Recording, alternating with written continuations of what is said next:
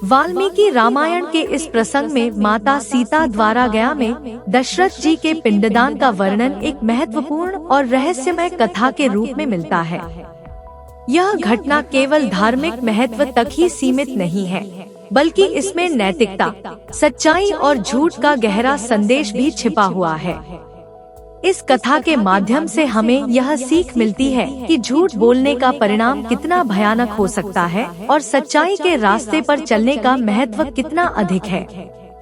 यह प्रसंग केवल पिंडदान से जुड़ा हुआ नहीं है, बल्कि इसमें छिपे संदेशों को समझना भी उतना ही जरूरी है।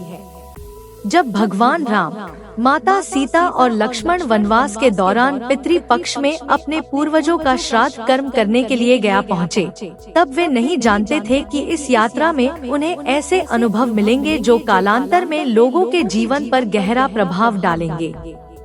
यह कथा गया धाम की धार्मिक पवित्रता से जुड़ी है, जहाँ पिंडदान और श्राद्ध कर्म करना हर पुत्र का कर्तव्य माना जाता है।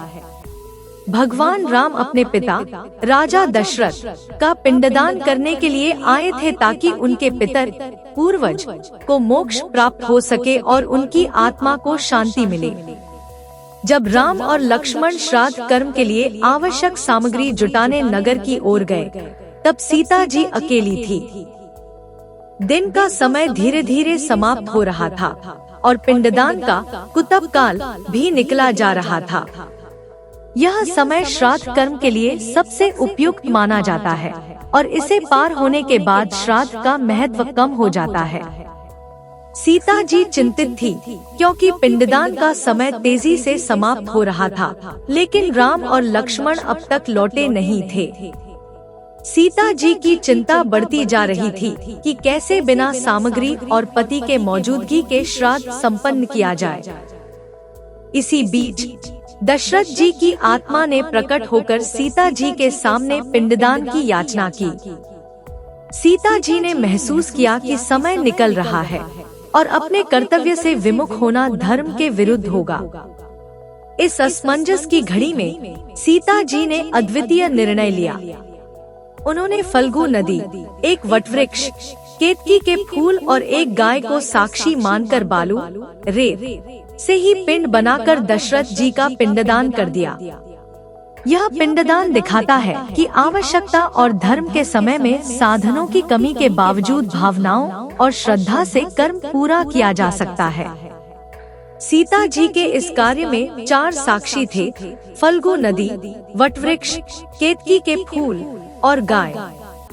सीता जी का विश्वास था कि वे इस महान कार्य के गवाह बनकर उनकी सच्चाई का समर्थन करेंगे।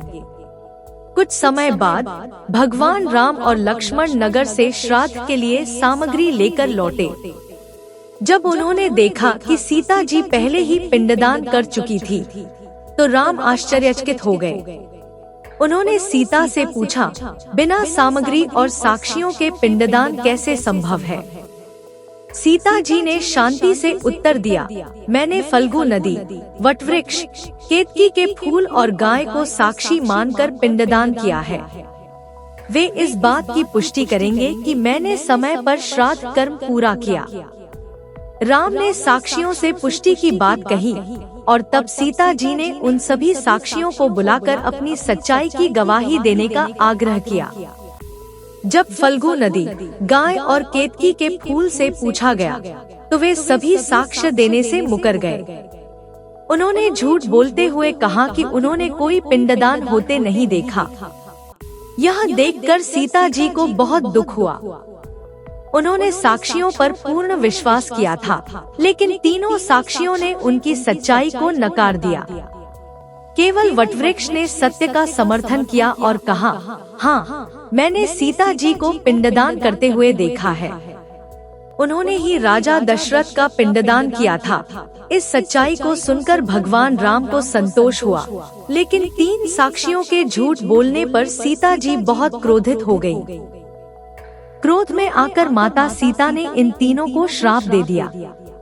1 फल्गु नदी, तू सिर्फ नाम की नदी रहेगी, तुझमें पानी कभी नहीं रहेगा। आज भी फल्गु नदी गया में अधिकांश समय सूखी रहती है। 2 गाय, तू पूजनीय होकर भी लोगों का जूठा खाएगी। आज भी गाय, जो हिंदू धर्म में अत्यधिक पूजनीय है, लोगों का जूठा खाने के लिए मजबूर होती है।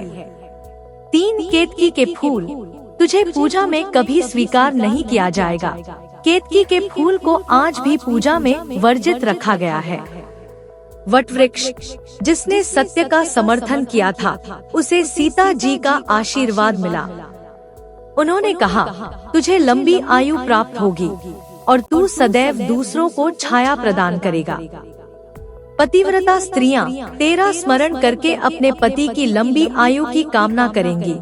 इस आशीर्वाद के कारण आज भी वटवृक्ष को लंबी आयु, छाया और पूजनीयता प्राप्त है। भारतीय संस्कृति में वटवृक्ष का विशेष स्थान है और इसे सदा पूजनीय माना जाता है। इस कथा के माध्यम से यह संदेश मिलता है कि सत्य की महत्ता कितनी बड़ी है। जो सत्य के साथ खड़ा रहता है, उसे सम्मान और आशीर्वाद मिलता है, जबकि जो झूठ का सहारा लेता है, उसे श्राप और अपमान का सामना करना पड़ता है। यह घटना केवल पौराणिक कथाओं तक सीमित नहीं है, बल्कि यह आज के समय में भी उतनी ही प्रासंगिक है। साक्ष्य के वक्त झूठ बोलने से बड़ा पाप और कुछ नहीं हो सकता और इसका परिणाम जीवन भर भुगतना पड़ता है। सीता जी का निर्णय, उनकी धार्मिक आस्था और धर्म के प्रति समर्पण हमें यह सिखाता है कि परिस्थितियां चाहे कैसी भी हों, यदि हमारे इरादे और कर्म सही हैं, तो हम अपने धर्म का पालन कर सकते हैं। पिंडदान की यह कथा न केवल धार्मिक कर्तव्यों की महत्ता को दर्शाती है, बल्कि यह भी सिखाती है कि सत्य, धर्म और कर्तव्य का पालन ही हमें सच्चे मोक्ष की ओर ले जाता है। आज भी गया धाम में पिंडदान की परंपरा जारी है और यह स्थल हजारों श्रद्धालुओं के लिए आस्था और विश्वास का केंद्र है।